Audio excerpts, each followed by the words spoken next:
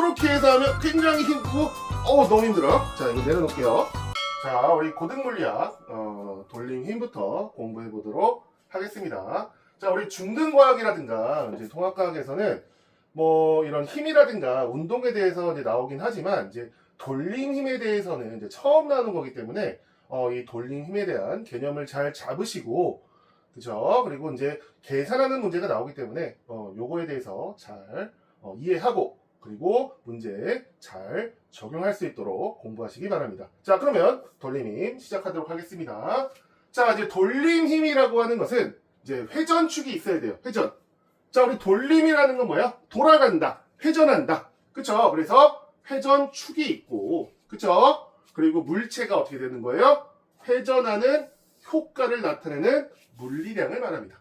그래서 자, 회전축이 있고 이런 막대가 회전한다고 봅시다. 그러면 어떻게 돼요? 요렇게 회전하거나 아니면 요렇게 회전하겠죠? 그죠? 그래서 우리 이 돌림힘, 그래서 회전축이 있어야 되고, 그죠? 그리고 그 물체를 회전시키려고 하는 효과를 나타내는 물리량이다. 아시겠죠? 자, 그러면 우리 돌림힘에 영향을 주는 요소들이 뭐가 있냐? 자, 우리 돌림힘은 우리 기호는 요 타우를 사용합니다. 타우. 자, 그리고 회전축이 있고, 그쵸? 그리고 이제 요렇게 뭐가 있어야 돼요? 회전팔이 있어야 됩니다. 자, 그리고 이 회전팔을 돌게 하려면 어떻게 돼요? 어떠한 힘이 있어야 되겠죠? 자, 그러면 자, 여기 보시면은 자, 이렇게 회전팔이 있으면 이렇게 밀든가 이렇게 밀든가 아니면 뭐 당기는 경우도 해당이 되겠죠. 그죠? 그래서 이렇게 자, 회전축이 있고, 그쵸? 그 회전축을 중심으로 회전팔이 있고, 그리고 어떤 힘이 작용을 해서 돌아간다. 그게 바로 돌림입니다. 자, 그래서 이제 이 회전팔의 길이와 내가 주고 있는 힘을 곱해지면 우리가 돌림힘을 구할 수가 있습니다. 자, 그래서 이렇게 외우면 돼요. 타우는 RF, 타우는 RF. 이렇게 외워주시면 됩니다. 자, 그리고 이 돌린다는 거는 어느 방향이 있겠어요?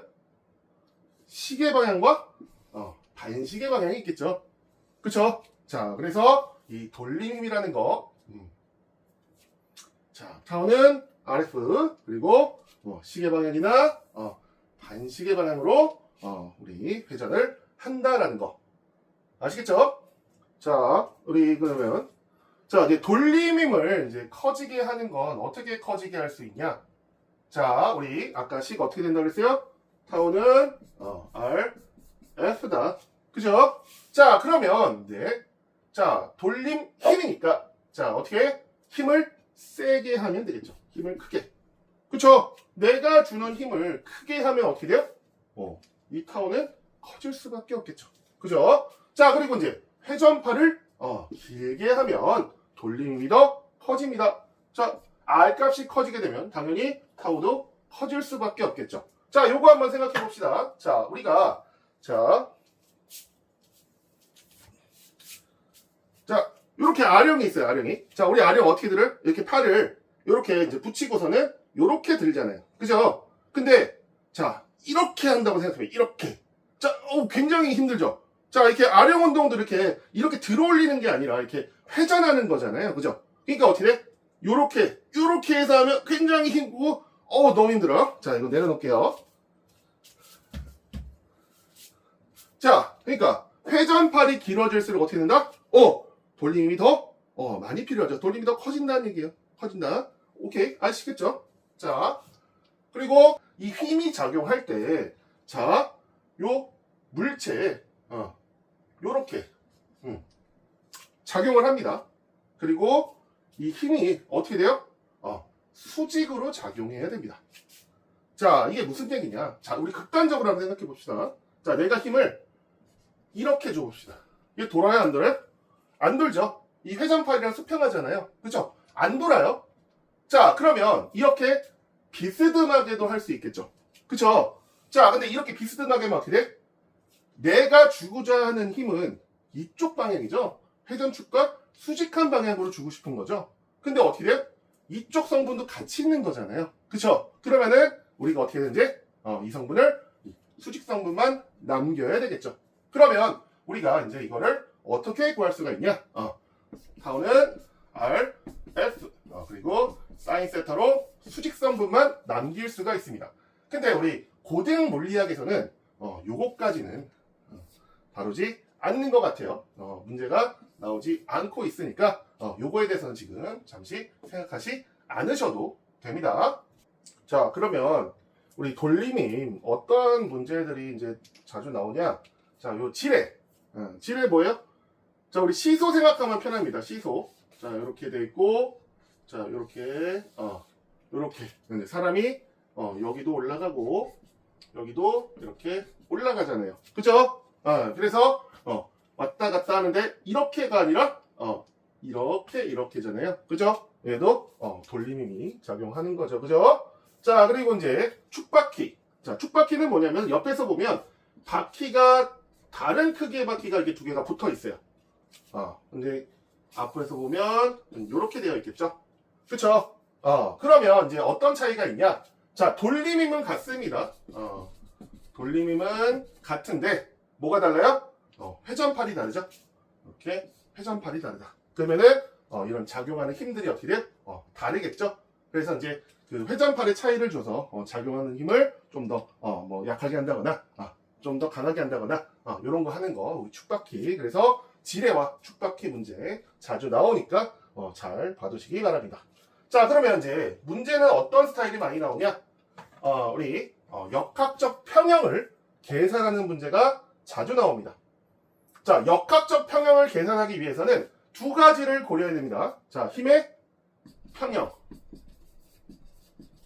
자, 이게 무슨 얘기냐면, 자, 요렇게, 시소를 타고 있는데, 여기 있는 사람과 여기 있는 사람이 딱, 이렇게 평형을 이루고 있다는 얘기예요. 네. 뭐, 몸무게나 이런 거 다 고려해야 되겠죠. 그죠? 그래서, 자, 어떻게 되냐? 힘의 평형을 하려면, R자 힘이 어떻게 돼? R자 힘이, 0이 돼야 된다. 0이 돼야 된다. 자, 그리고 이제, 돌림힘도 어떻게 돼요? 움직이지 않고 평형을 이루려면 돌림힘도, 평형이 돼야 되겠죠. 그쵸? 그러면, 요 시소 문제로 가보면, 얘가 눌러주는 힘과, 얘가 눌러주는 힘이 어떻게 돼요? 이 받침대가 위로 밀어주는 힘과 같아야 되겠죠. 그래서 이 두 개를 더한 힘과 이 받침대가 위로 올려주는 힘이 같아서 R자 힘이 0이 돼야 되고, 자, 그리고 여기를 회전축으로 잡아서 어떻게 해야 돼요? 자, 얘가 이렇게 반시계 방향으로 회전시켜주는 그런 돌림 힘과 얘가 이렇게 시계 방향으로 돌려주는 돌림 힘이 어떻게 돼요? 같아야 되는 거죠. 그래서 이 관계를 가지고 계산하는 문제들이 나오니까 이런 내용들 좀 잘 봐두시고 이거 수업 다음에 우리가 기본적인 문제들을 가지고 이렇게 한번 식을 대입해서 문제를 푸는 것을 할 거니까 한번 다음 시간에 같이 한번 해보도록 하시죠. 자, 무게중심 보도록 하겠습니다. 이제 무게중심이 뭐냐면, 이제 물체의 무게가 이제 한 점에 작용하는 것처럼, 이제 생각하는 점을 말합니다. 그래서 이제 어떤 이제 무게를 가지고 있고 부피를 가지고 있는 물체가 있다라고 한다면, 어느 한 점, 그러니까 각각 부분에서는 각각 힘이 작용하겠지만, 이 전체로 보면 어느 한 점에서 힘이 작용하는 걸로 되겠죠. 그쵸? 그래서 이제 그게 바로 이제 무게중심인데, 대칭인 경우는 보통, 물체의 중심에 있습니다. 그래서 찾기가 쉬워요. 그리고 비대칭인 경우에는 찾기가 어렵겠죠. 물체 중심이 아닌 경우가 많고 보통 물체가 좀 더 무거운 쪽으로 그 무게 중심이 좀 옮겨진다라는 거. 그래서 이제 문제가 나오면 대칭인 경우에는 중심인 거를 잘 찾으시면 되고요. 만약에 이제 비대칭인 게 문제가 나왔다고 한다면 요거를 이제 찾는 것까지 나오지 않을 거고 무게 중심을 제시해 주겠죠. 그죠? 자, 그리고 이제 안정평형과 이제 불안정평형이 있는데, 자, 이거는, 우리, 얼마나 이제 안정하냐. 무게중심이 어때야 돼요? 낮아야 돼요. 오뚜기 생각하시면, 자, 여기 이제 돌 같은 게 들어있어요. 그래서, 무거운 쪽으로 무게중심이 이동한다 했잖아요. 그래서 무게중심이 아래에 있기 때문에 얘는, 잘 안 넘어지고, 이렇게 넘어져도 다시 일어나죠. 그쵸? 자, 그리고 밑면은 어떻게 된다? 밑면은 밑이 넓을수록 안정합니다. 그래서 고층 건물도 보시면은 이렇게 위로 올라갈수록 이렇게 좁아지는 그런 모습을 보실 수도 있습니다. 자, 그리고 이제 우리 복원력에 의한 돌림의 힘도 한번 생각해 볼 수 있는데요. 이제 원래 상태로 돌아가게 하는 돌림힘을 말한다. 그래서 오뚜기가 이렇게 이제 넘어졌다가 다시 돌아오는 거, 또는 이렇게 선박이 이렇게 있으면 선박이 이제 왔다 갔다 이렇게 왔다 갔다 할 거 아니에요, 그죠? 그래서 그런 것들, 그래서 다시 돌아오는 걸 얘기한다. 그래서 이제 이제 안정평형과 이제 불안정평형 부분은 이제 교재들에 보면 이제 자세하게 잘 나와 있거든요. 그래서 이제 이 부분은 이제 우리가 좀 이해를 잘 하고, 그래서 이제 그런 뭐 계산하거나 이런 것보다도 이제 이해만 잘하면 풀 수 있기 때문에 이런 부분은 교재에서 잘 한번 확인해 보시고요. 관련된 문제 한번 풀어보시기 바랍니다.